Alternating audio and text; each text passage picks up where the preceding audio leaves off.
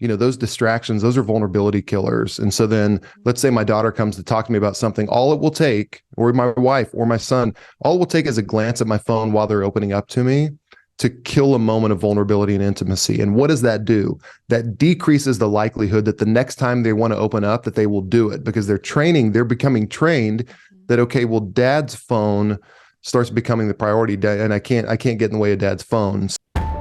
You are listening to the Famous at Home podcast with Dr. Josh and Christy Straub.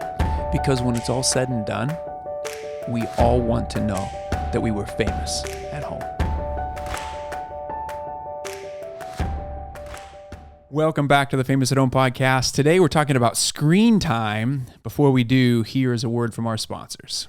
Hey everybody, Josh Straub here with Famous at Home. We want to introduce you to the Famous at Home Starter Bundle.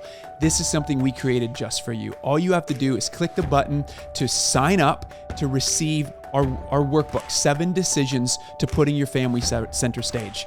You'll also get a feelings chart handout that you can implement with your kids and with your spouse. And you'll also receive the 100 commonly held values worksheet so that you can sit down with your family and discuss the values that you want to set as a family that will provide vision for how and you want to lead your family in the direction that you're going to head in. So you get those 3 things right away as soon as you sign up. In addition to that, we will send to you our top podcast episodes on marriage, parenting, and family, the most listened to and the most foundational for developing emotional connection with your loved ones. You'll also receive past newsletters, our exclusive weekly newsletter. You'll be enrolled to receive that on an ongoing basis. These are real-time newsletters of what's happening in our lives and what we're doing and implementing to be famous at home that we want to give to you, just weekly nuggets to keep us equipped every single week. And then you'll also receive the weekly podcast episodes as well. This starter bundle is all free. We want to give it to you. Just click the link to sign up. Welcome back. We have a really good friend with us on today, Joey Odom. He is the co-founder of Aro. Joey, welcome to the podcast. Josh, Christy, thank you so much. So good to be with you. It's so good to be with you. We had lunch, Joey and Heath, who are the co-founders of this organization called Aro. We had lunch together maybe, a month ago or a little over a month ago now, and just hit it off. I mean, just such kindred spirits. And so he had me on his podcast, and it's almost like a podcast swap because it's like when you meet somebody that's like, hey, we get each other. And if you're listening to the Famous at Home podcast, the people we have on this podcast are people we love and trust and believe in and do life with. And Joey's one of those guys now who we wanted to bring on because just what they stand for, and we just felt like they can he'll bring such amazing value. So I'm so super excited about this conversation today. But Joey, people are listening to this and they're going, who's this Joey guy? What is Aro? Would you just introduce yourself? Tell us a little bit about it. Tell us about your family and your passion right now. Yeah, for sure. And if I may, I have long hair like Jesus, so I should probably speak in parables. So I'll So I'll start with the story. So my son Harrison, who is now almost 15, right on the cusp of 15. About a decade ago, Harrison was 5, playing in his first soccer season. And Harrison is just the sweetest, most wonderful human in the world. And at the time, he was not the greatest soccer player. So we're out there, everybody on the team. I mean, the team, everybody on the team had scored a goal except for Harrison. And so everybody was kind of eagerly anticipating. And so it's a Saturday afternoon, like we'd had many before, and the magical moment arises. And it's almost like you hear cue the dramatic music in the background. Harrison rears back his leg, kicks the soccer ball back of the net. He scores his first goal, and the crowd, as you can imagine, goes nuts. His coach lifts him up. Everybody's going crazy. And what does a 5-year-old boy do when he scores his first soccer goal? Of course, right? He looks to the sideline to share the moment with Dad and Harrison share this amazing moment together where we lock eyes and everything's great, except that last part didn't happen. And I get emotional talking about it. Still have told the story 100 times because I missed it. And I missed his soccer goal. And I'm looking down at my phone, and my wife nudged me and said, Harrison just scored a goal, and you were looking down. He looked to you.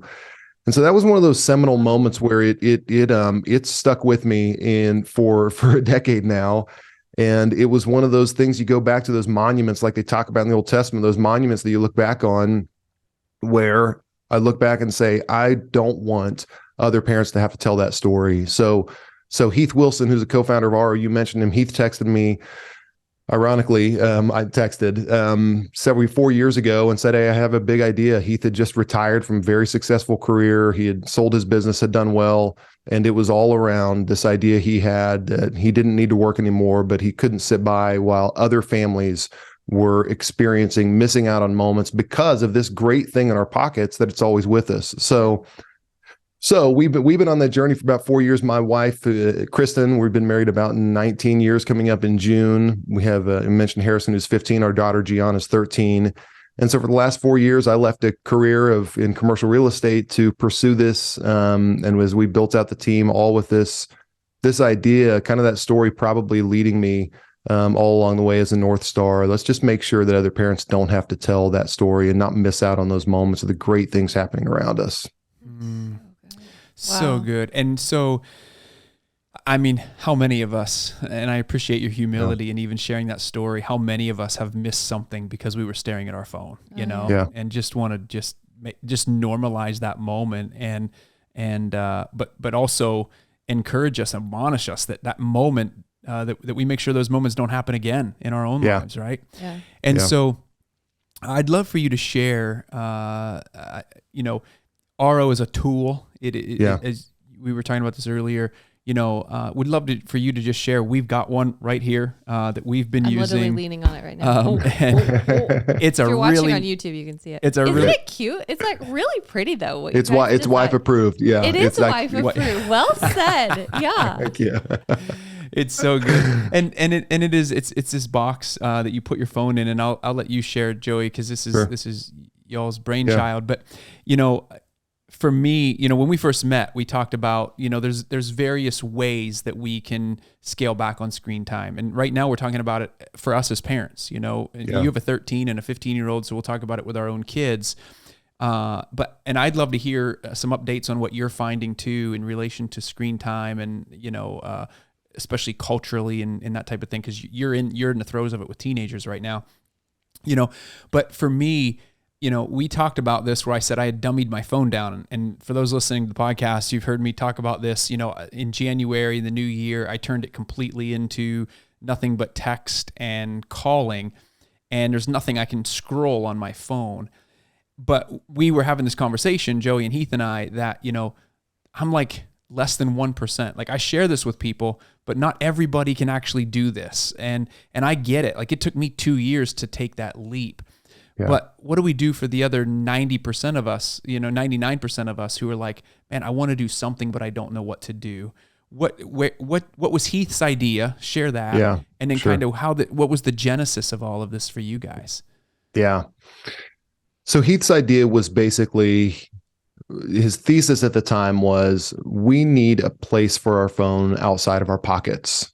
And that's obvious. The market right now is not lacking places to put our phones. Everybody I've met so far has either had a drawer or a shoebox, or at least access to one of those. So it's not like we don't have access to those places. And so it began with, we need a dedicated place for our phone, which is true.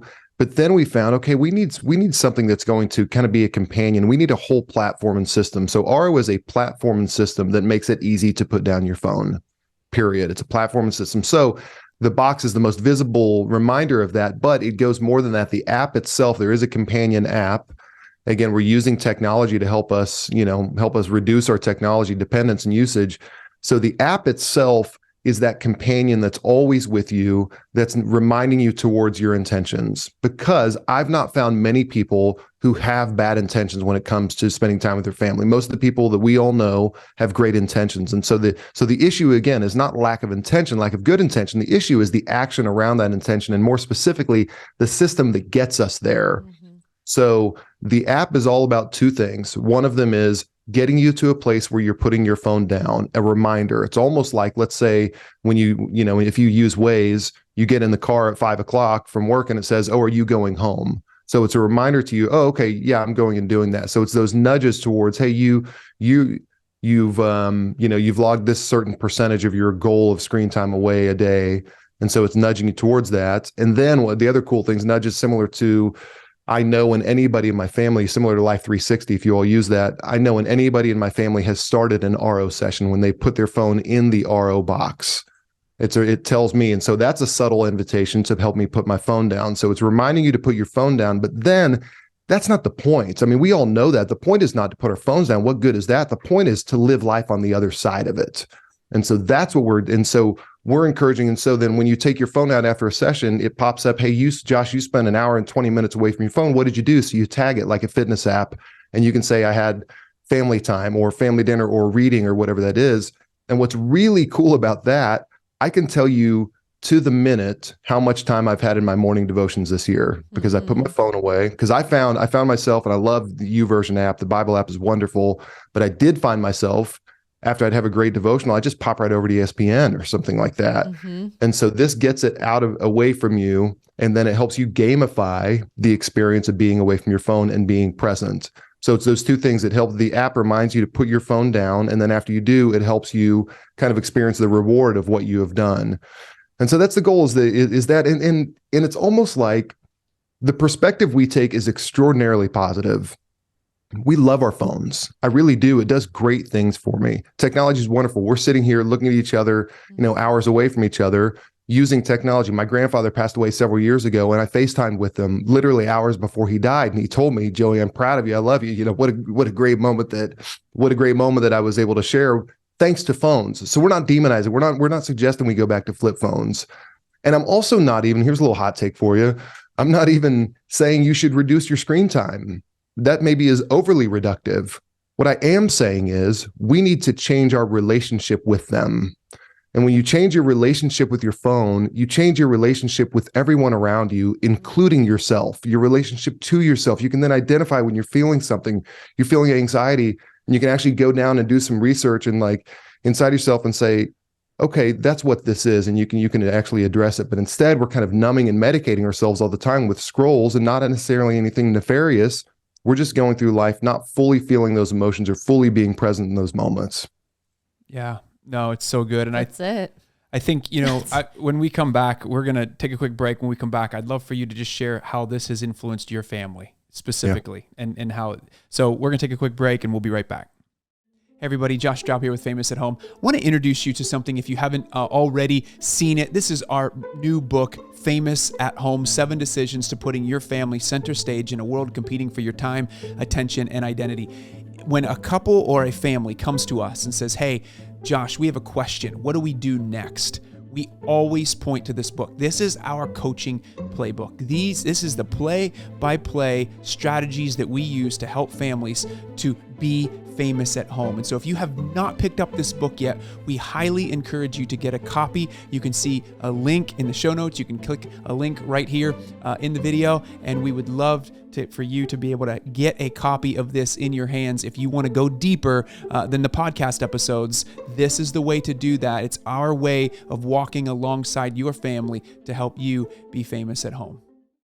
All right, Joey, so I would love to hear, you're talking about this, and I would just love to hear, what are some of the changes you guys have specifically made in your family? I mean, you got a 13-year-old and a 15-year-old. What does that look like for them? Because I know there's people listening right now going, man, I've got teenagers or I've got young kids. How do I message my own children?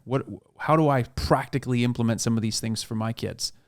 Yeah, I think that my kids have been fortunate, or I've been fortunate, and I think we've all been fortunate that they have grown up with this as part of our home. So before they had phones, they saw me beginning to model this. And just, again, I mentioned it earlier, I was a very, very bad role model for my phone before. I was missing conversations. And you all know this much better than most, is that when, those distractions, those are vulnerability killers. And so then let's say my daughter comes to talk to me about something, all it will take, or my wife or my son, all it will take is a glance at my phone while they're opening up to me to kill a moment of vulnerability and intimacy. And what does that do? That decreases the likelihood that the next time they want to open up, that they will do it, because they're becoming trained that, okay, well, dad's phone starts becoming the priority, and I can't get in the way of dad's phone. So for them, they saw me modeling it to a good degree. And then when they got phones, this was just part of how they've done it. So it is a very normal part of their lives that when I'm not using it, it goes in RO. And now that includes, and by the way, we prescribe very little. One thing we do prescribe is kids should not have their phones in their room at nights, period. That not only is there and that's not addressing all the stuff you can get into. I'm purely talking about sleep. How much we all need sleep, especially kids. We can't deprive them of that. And so my kids have never had their phones in the room while they've slept, ever. They know when it's family dinner time, we're sitting there having conversation, we're having highs and lows, we're having those moments together. So for them, it's been extraordinarily formative for them. And I think that what it is for families and as people listening here is this is the greatest opportunity we have right now. This is the greatest opportunity. And to illustrate that, let's say that somebody came to me and said, Joey, you have 40, this is a terrible illustration. This has not happened, just to be clear, because it's a bad illustration or a sad illustration. If someone came to me and said, Joey, you have 40 more days with your son, Harrison, I'd be heartbroken. I'd be devastated. And I would start pleading immediately, what can I do for another hour? Something else. And they were to say, well, you can get 4 hours back with him if you do 4 days back, if you do one thing. Okay, what is it? I'll do anything. You can't check the ESPN app on the weekends or at night. I'd say, yes, I'll do it. Is there anything else I can do? Yeah, you can get 10 more days back. What can I do? What do you need me to do? Well, you can't check group texts on the weekends or after 5:30 on the weekdays. Of course, these are actual illustrations. If you look at the math, 90% of the time that we will spend with our kids happens by the time they're 18 years old. So I have about 3 years left with Harrison. That math adds up. I got about 40 hours of dedicated time left with him before he leaves the house in my life. Right. So if you put it in those terms, and this is, by the way, that's not over dramatized. That's a reality that we're all facing. Yet most of us are spending our lives scrolling it away without realizing how truly little time we have here. Yeah. So that's all very ethereal. That's all. And I know that's a lot to wrap your head around. What I will tell you is this is the most practical way to do it. The most practical way to get more quality time with people you love most is literally to get your phone out of your visual line of sight and away from your body. And we can talk about the science behind that and the studies behind it, but that's the way. So it's the greatest opportunity we have as parents. Wow. Yeah. That back, looking backwards, like looking at how much time I have left and looking back, I think is a very helpful framework to be able to look at, okay, this is how I want to choose to live my life. And as you said, for me, now again, I went to an extreme in that I don't have these things on my phone.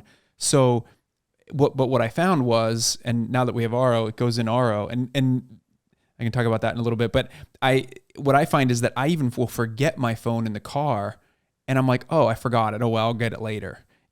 Whereas in the past, I'd be so frantic that I need to go get it because neurobiologically, it took me a while to rewire my brain and establish a different relationship with my phone. Yeah. And it started, as you said, to establish a new relationship with myself. But that took some time. Yeah. That took a few weeks for me to really start to get my brain to rewire itself into a relationship. And I think that's what you're talking about here. This is an opportunity to figure out a way to, because it's easy to go, well, I'm going to do it for a day or two, or try it for a day or two, and it didn't work, and now I'm back again. We have to commit ourselves to going, we need to do this for an extended period of time in order to rewire our brain, because our brain is wired that direction. Well, I think as you're talking, I'm like, a couple of things come to mind. First of all, do you remember, Josh, when our kids were baptized or dedicated, I should say, when they were first dedicated at church? We were going to this church in Missouri. They gave us this giant jar of marbles, and it represented each week that we have with our children before they go, typically 18, if they're going off to college or something. And that's what has stuck with me. Our kids both have them in their rooms. What you were supposed to do is take out a marble each week and remove it so that you watch this marble go down. I actually couldn't do it because to the follow through on that, to do that every week. I mean, I just don't have that brain capacity to remember all that. But also it was just heartbreaking. Like it just felt like I feel so deeply already. I don't have trouble with that. So I don't need the reminder of how like painful this is going to be eventually. Right. But what it did was put it in perspective for sure. Yeah. I still see this jar and I'm like, wow, I mean, the time is short. And so the recognition of that. And I remember years ago writing a blog called What My iPhone Stole From Me. Do you remember this, Josh? I do. Yeah. This was remember when blogging was the thing? So Sure. I wrote this blog. I mean, our oldest son, who's almost 11 now, was a little guy. So 9 years ago, maybe. And I remember it was just one of the most read things. I think just because people identified it. It was just my story, but it was just people identified with it. And I actually took the time to write out what my iPhone stole from me. All the things, just like you said, Joey, like the things I missed. Like watching my son, what I had written about was he was running through the backyard blowing like with bubbles, you know, when you look at the little bubble wand and he's running through and he's like, mama, mama, mama, mama. And you know, all the mama, mama, mama, look, mama, look. And it's because I wasn't looking. Like it was like he was occupied. And so like, cool. Like, I just need you to like, you do that while I have a minute, you know, and I'm scrolling, I'm just looking at my to-do list or scrolling on my phone. And I look back now and I remember writing about watching these like little eyelashes, you know, like, I'll cry. And just these little moments, you just miss them because they seem trivial in the moment and you think you're going to keep getting them. And then you realize like he's 11 and he doesn't run through the backyard with like a bubble wand anymore. And you miss it. And you don't mean to. And I don't even want, good gracious, the last thing I ever want people to feel is that condemnation. Cause I know we all feel it ourselves, right? Yeah. We all feel it. And yet I think what you're saying, Josh, the consistent action to actually make a change is different though. It's like wanting to go on a diet and then actually following through every day on what it takes to change what you're eating. And I think that's the rub for all of us. And so whether it's, you know, a device like Aro or not, it's coming up with what works for you and a solution that is, you know, it's just that consistent movement in the same direction that you're not missing these moments. And so I just appreciate you guys so much for what you've dedicated your lives and your business to, because it matters. And the voices on the other side of, I mean, obviously all the tech, all the apps, they're all just trying to suck us in. And there's not enough that are on our side. So I thank you.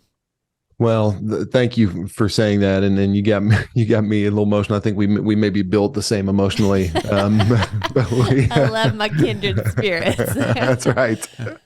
But I do think that I think one impediment to us doing something about it is it seems like it's so simple. It seems like it's so basic. It's just my phone. I get, and so we're not taking it too seriously. You know what I mean? And we're not taking it seriously enough. And we do have to recognize, I mean, Jesus said, if your right hand causes you sin, cut it off. You know what I mean? So it's basically go to whatever extent you need to take the corrective action. And I believe that's one of the reasons why we're not taking it seriously. Well, it's just my phone, or it's very insidious. Well, this is an important text versus and our kids don't know the difference. What the different, you know, if it's good or bad, but we don't realize what is at stake. To your point, the limited amount of time that we may have, or the modeling that we're doing for kids. And Heath talks about this a bunch. This issue is the secondhand smoke of our generation. Yeah. It's not, we're blowing digital secondhand smoke all over our kids growing up. And so parents listening here, yes, we're doing it so our kids can have good relationships with our phones, but it begins with the way we model it. So I'm really I plead with other parents to not make the same mistakes I did, to recognize the opportunity they have, to understand the damage that we are doing around us. You know, teenage unhappiness, there are studies coming out on teenage unhappiness. It's at an all-time high. And it all coincides with the ubiquity of smartphones and iPhones. And yes, it's social media ills. Yes, it is. But it's also the fact that we're not making eye contact with our kids from a very, very young age. The importance of eye contact with infants. And they talk about, you know, at a very young age, it's boring to give your child a bottle. I understand. But when we're not connecting those eyes at that time and we're looking at a screen instead, that's doing damage. And so then what does a kid do? They're not getting that innate sense of value that they had as they, years before. I'm not saying everything was perfect before 2008, but we're not building those foundational things that when something difficult comes along, that they have a foundation to stand on, that I am valuable. And so then you combine that with body comparison on Instagram. That's a really tough combo for a 13-year-old to be able to overcome. Yeah. So it's the combination of all that. So we have to, as parents, take this much more seriously. Oh. I remember seeing that research. There was research on this probably about maybe a decade ago when I first started studying this stuff and looking into this, especially when they started putting iPad holders on baby seat carriers. This was probably in like 2011, 2012, something like that, where, Fisher Price or whoever it was, I don't even know what brand, was putting these iPad holders. And I'm going, holy cow. Like even the American Academy of Pediatrics, AAP, is recommending no screen time for kids under the age of 2, and they're building it right in. And the data was that is exactly what you said with Heath.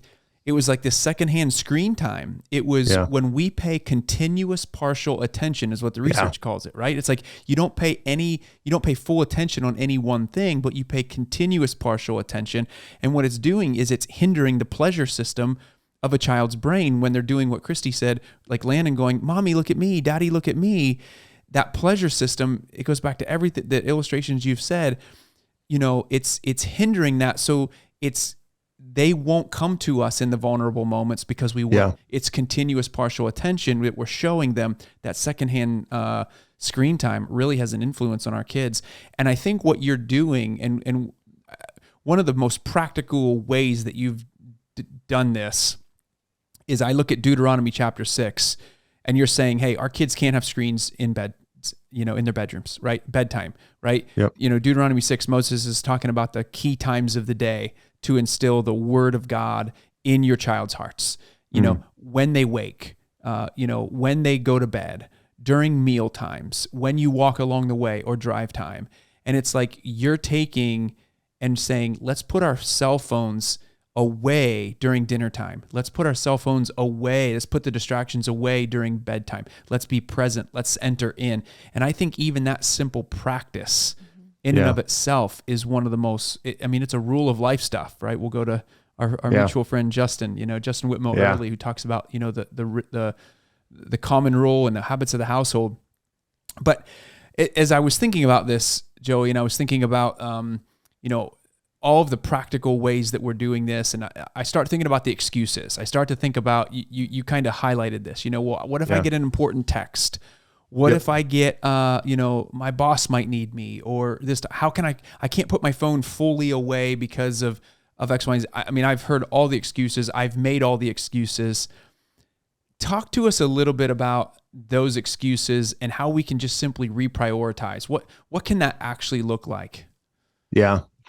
Well, one of the premises behind Aro, and again, I'm talking about Aro because that's our paradigm, but for, it's more of an encouragement for people to find a system. I found, just as a backdrop, I go pay a monthly gym membership because I don't have the discipline and the accountability in the community of doing something on my own. I can burn the same number of calories doing push-ups and running for free, but I choose to pay money because I prioritized it in my life, saying this is important enough to me, and the benefits that I get from it for paying for it is why I do that. Yeah. So I've taken that. You could probably call that a drastic measure to spend, over $100 for a gym membership a month. That my grandpa would, probably rolling over his grave for me spending that much money on a gym membership, but it's because I prioritize that in my life, right? So when people take it seriously, then you begin to say like, okay, this is important enough for me. Now I understand there are practical things. So some of the common excuses or rationalizations we get are exactly what you said. What if that all important phone call comes in? So the Aro system is a frictionless system. We've designed it to where you actually will still get your notifications if your phone is an Aro. So that's an important thing. Your phone's out of sight, but it's not out of service. And by the way, science will tell you that the only effective way to reduce your screen time is for it to be out of your visual field of sight and away from your body. Even silencing notifications, that addresses about 11% of our phone use, which is external calls from our phone to us. So it's only, so you still have 89% you have to deal with. And so the only way is to get it out of your visual field of sight. So one of those is, let's get it away from you. And if an important call comes in, you can do that. I like to put it on do not disturb when my family is home. However, if my wife is out or when the kids are at school, my wife will put her phone in RO, but she'll leave her notifications on, because what if the school nurse calls? I get it. That's important. If my wife and I go on a walk, one of us will leave our phone in RO. The other one will hand it to the other person. So if I'm the one who has my phone, I give it to my wife, she's the one carrying it. So it's not my distraction. So those are one of the big things we have, is that what if I miss that all important call? Or the one I laugh at a lot is, well, how am I going to wake up? It's my alarm clock.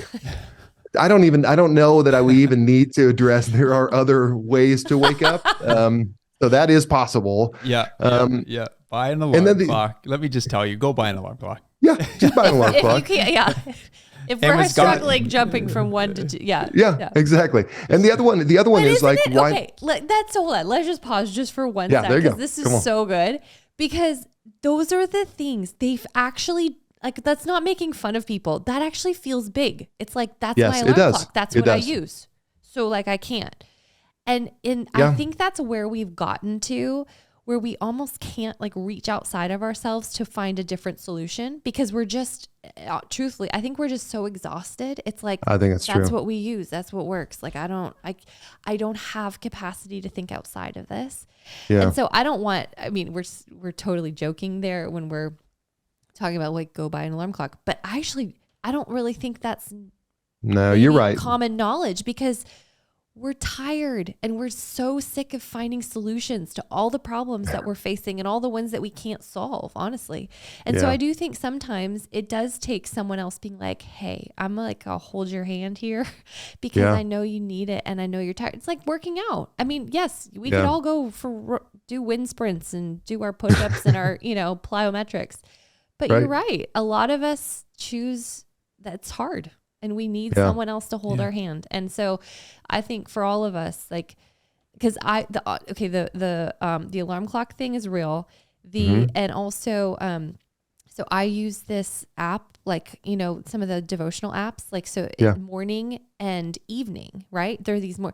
So I've run into this issue even for myself, and it's my own like spiritual growth. I love it. I really think it's great, but it requires, like, I have to have my phone there. Yeah. I genuinely am like, I really can't figure out how to solve this one, because I use it for my quiet time and I really love it, but it does put my phone right beside me. And I know how many times that clicks off and then, some notification pops up and you're off on your day and here we go. And that's Christy, that to me is where this is all this, everybody's on their own personal journey. And so it's a question of intentions to me. So your intention in that moment is to do my devotion on my phone. So that is a wonderful time to use your phone. Yeah. Right. Yeah. And I think that as long as your actions are aligning with your intentions, but if you are like me, I would find myself, and this is the second part of what you said, is I would find myself drifting, where I'd go to something else, and I don't have, James Clear in Atomic Habits, he says an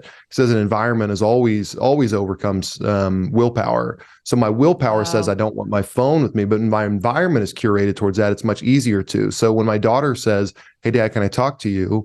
I know the first thing I have to do is go put it down, because I have to, for two reasons. One of them is I put it down so I won't be distracted. But the bigger reason is because I want her to know she's valuable. And when you put your phone down, you communicate something really important. Maybe this is the most important thing that people should hear right now. When you put your phone down, you bestow value on the person across from you. And you are telling them that the 8 billion people that could theoretically reach me on this phone who live on this earth are less important than you right now in this moment. And what does that do to somebody than to say, I am fully loved by my father. I am fully loved by my spouse. And people are crying out for this. And I'm going to call out some dads here. It's moms, by the way. Moms are leading the charge here, because moms are the caretakers of the home, that they see a greater future for their kids. They can tie together actions for their kids' future. And so they're leading the way. And we don't get many returns. We've had 2 returns in the last 2 months that have gotten me a little bit like righteous indignation, turn over the tables in the temple type feeling, is a wife saying, I got this for my family, but I couldn't get my husband on board. And I thought, I just want to talk to this husband and say your wife is crying out to you for intimacy. Your wife is crying out to you for attention, and she brought in something to bring your family close. You got to get on board with that. And so I would love it if any dads listening can lead the charge here. And I don't care if it's with Aro or not, but lead the charge and not preach to them, but instead say to them, hey, I'm going to put my phone in this drawer at dinner tonight. Yeah. And if you need a little more help, we're here to help. But the key is lead the charge a little bit more there, because there is so much at stake. And I think that I love that the moms are leading the charge, but I think dads can be much more active here. So I think the other excuse, by the way, towards Aro, just to go back, the other rationalization we get against Aro is like, I'll just put it in a shoebox. If that works for you, that's great. To my point earlier is I couldn't do that on my own. I need a greater system to help me do that. One important thing I left out at the very, very beginning, when you put your phone in Aro, it automatically begins tracking your time. I didn't say that piece, which is really important. That's the magic, is it automatically tracks your time. You just drop and go. And we're the only one that can quantify the amount of time you are away from your phone. And that's more important than you not using your phone. A guy named Dr. Maxie Heitmeyer, who was on our podcast from London School of Economics, says that when your phone is present, that equals interaction with your phone, because your phone is constantly calling out to you. So just it being there equals interaction with your phone, even if the screen is off. Wow. Yeah, that's big time. That whole point of, for me, and we've had the privilege of using it, I only get 2 notifications on my phone. I get text message notifications, and I had to figure out a workaround to get the Aro app on my phone. And I figured it out. I got it on. Nice. And I get these awesome notifications saying that I'm the CEO of Presence. And I love that. I love, and you talk about the gamifying component to this. And I appreciate you speaking specifically to dads. That thought crossed my mind earlier, and I'm grateful that you brought it up, because I think as we take I was going to have you speak to where it's like, hey, we got one person on board, but we don't have everybody on board. Yeah. For me, I'm going to speak to this personally. I love gamifying it. Like you guys talk about one of you taking your phone on a walk.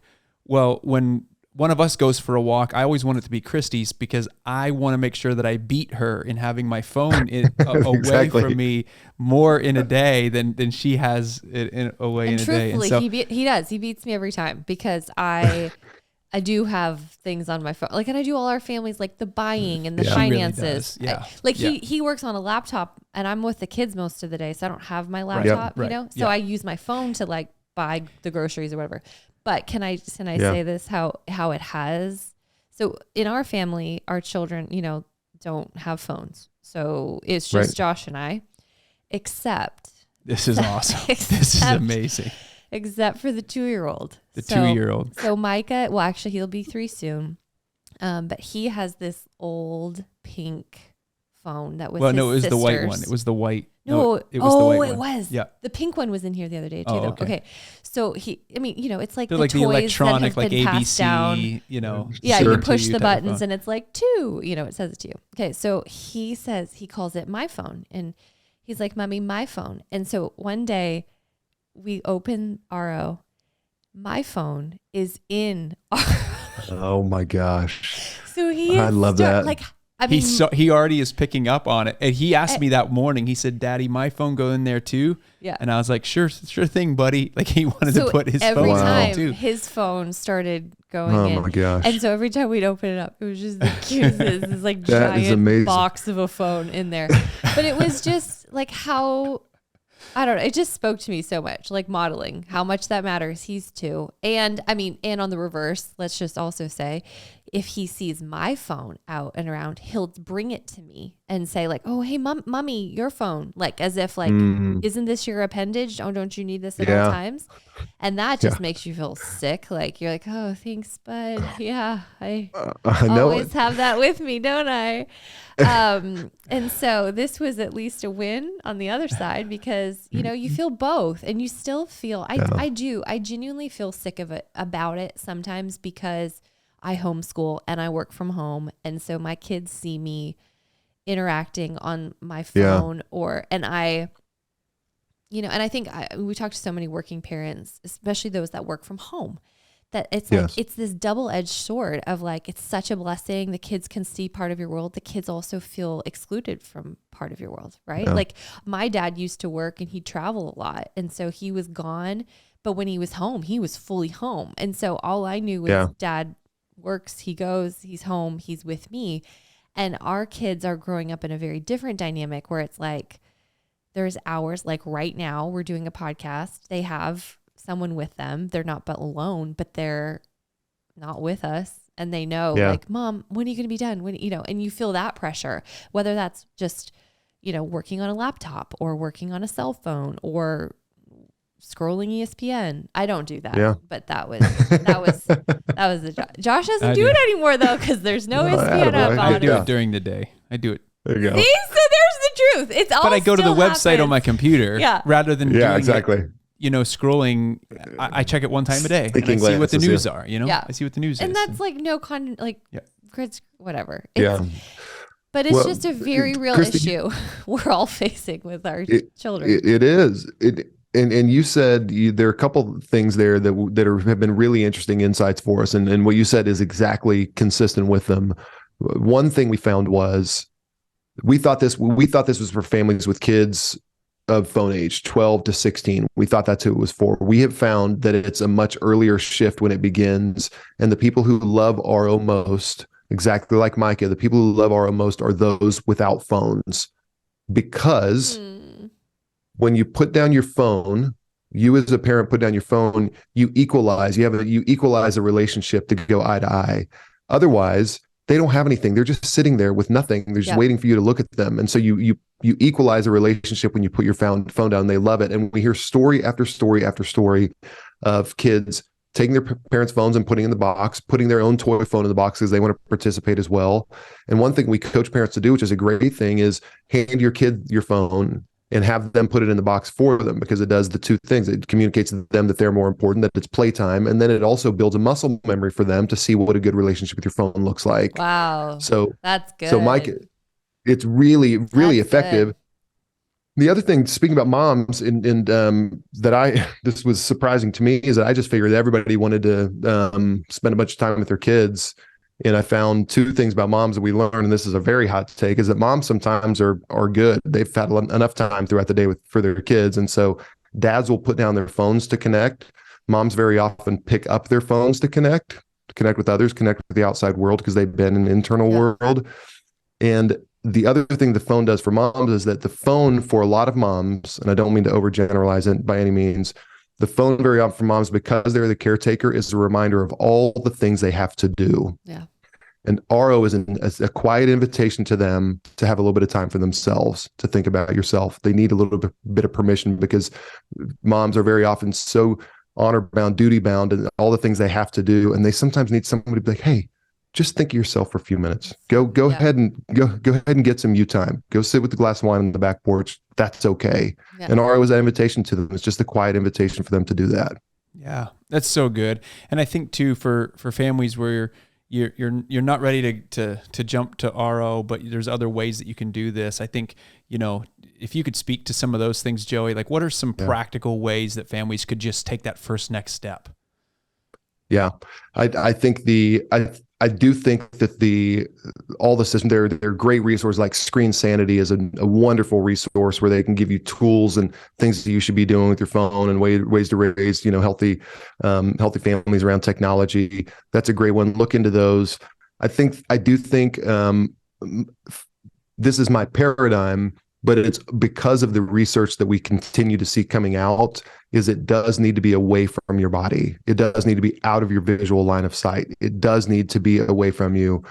And so finding a dedicated place for it is great. Putting it in a drawer is fantastic if you can do that. I would say, as a coaching dads, by the way, whether it's Aro or something else, is not being preachy, just modeling it, being a good model for it. But I do think practically it's very, very important to have a dedicated place where your phones go, and just begin there. And I know that sounds overly simplistic, but all the science and all the research will tell you 91% of us have our phones with us 24 hours a day. That's a problem. That's when we need to get it away from us. And if you can do it with the shoebox, please do it with the shoebox. If you do it with the drawer, please do it with the drawer. But begin somewhere. And when your child has a phone, a couple things. Not in the room at night. Just don't. It's still, I mean, my Harrison's about 15. He still doesn't. But that's a normal thing for him because we started very early. I would say, think of being the intentional times where you're congregating. That should be your trigger. Okay, I'm congregating. Okay, family movie. My daughter, when she was 5, she turned to me after I'd been using Aro. She's 5 years old. We just watched a Harry Potter movie. Or 7 years old, wherever. She goes, Dad, this is the first time we've watched a movie together and you've not had your phone. So 7 years old, whatever she was, she noticed that. And that felt really good. And so next time I watched the movie, I sure as heck didn't have my phone because I liked that feeling of my daughter noticing and feeling validated. So anytime you congregate, just get it away from your body. And then this is the other thing, and this is really important.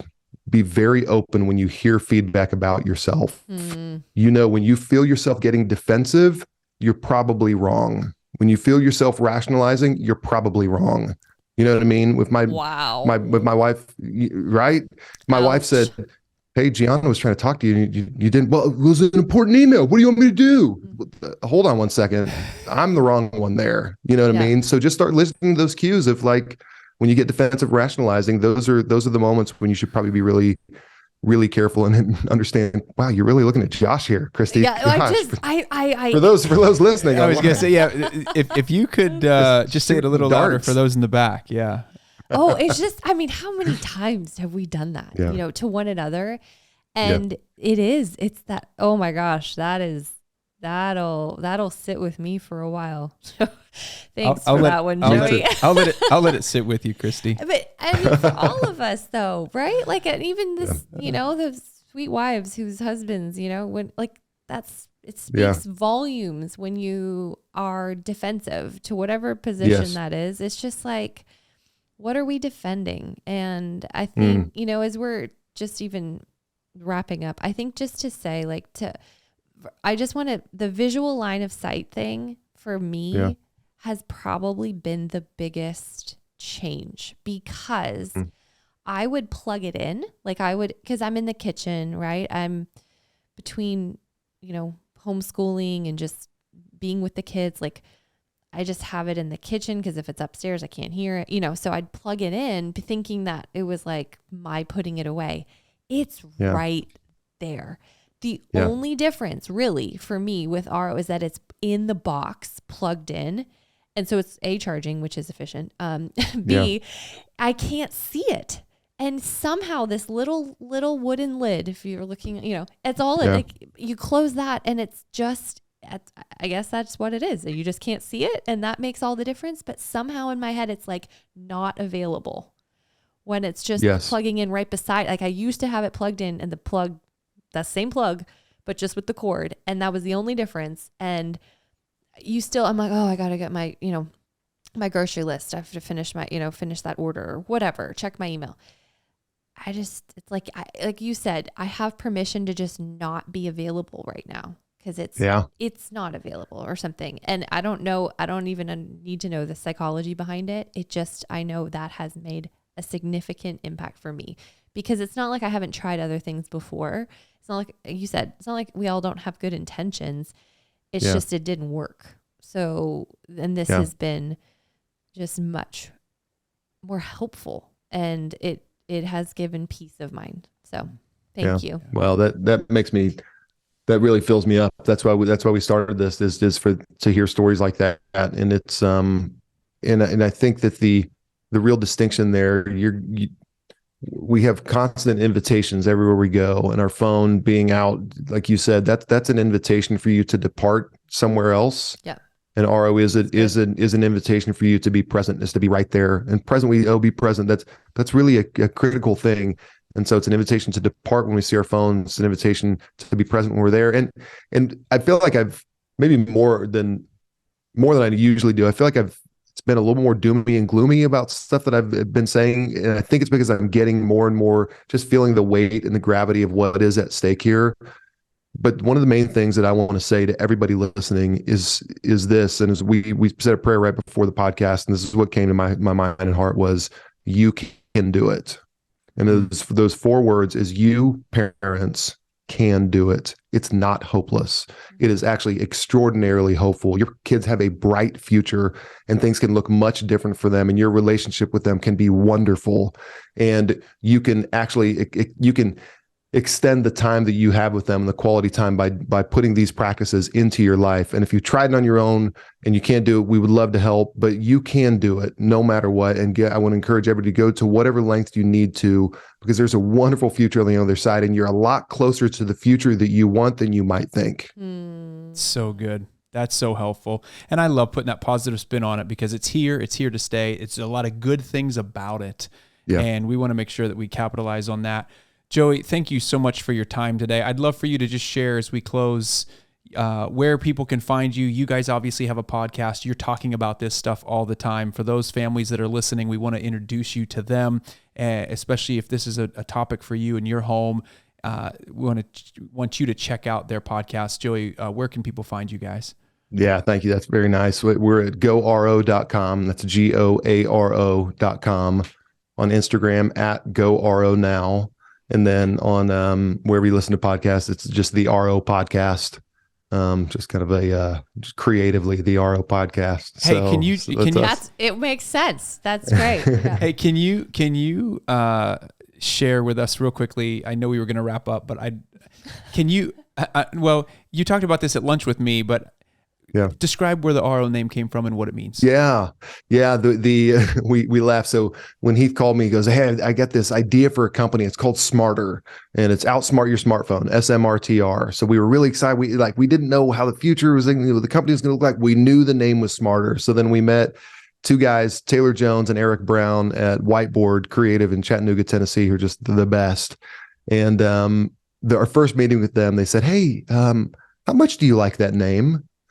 And we said, "We like it a lot." They said, "Okay, well, we think you should change it," which was a heartbreaking moment, but we did change it. And one of the names they proposed was Aro, A-R-O, that comes from the Maori language, which is a New Zealand tribal language. And Aro means to notice and to turn towards, to take heed. And we saw that, we just, fell in love with it. It's a beautiful word, A-R-O. It's pretty symmetrical and in lowercase. And it's a beautiful word, but more than that, that's what we want people to do, is turn towards what's important to them, to notice what's important to them. And we've gotten, we talk about focus. You can't focus until you notice. I have to notice that feeling inside of me to be able to address it. I have to notice that my daughter seems a little bit off from her school day, and then be able to go engage with her. I have to notice all these things about my spouse to go talk with her and find that love language she needs at that moment, or whatever that is. So Aro really encapsulates exactly what we want people to do, and the future we see is just a future of notice, and a lifestyle of notice, and a family of notice, and a culture of notice. And we believe it can happen. We're seeing it happen, and it's a beautiful thing. I love it. I love that. I meant to ask that earlier and completely forgot, because it was such a great. Thank you. To notice. To notice. So for those of you listening, we hope that you took something practical away from this conversation. As we ask pretty much every coaching session, I usually ask this question: what was the single most useful takeaway that you had, or the most useful thing for you in this time together today? I want to leave you with that question. What was the most useful thing for you? And I would really encourage you to go and act on that useful component that you're taking away today. So until next week, keep in mind that the greatest red carpet you'll ever walk is through your front door. Keep being famous at home. We love you.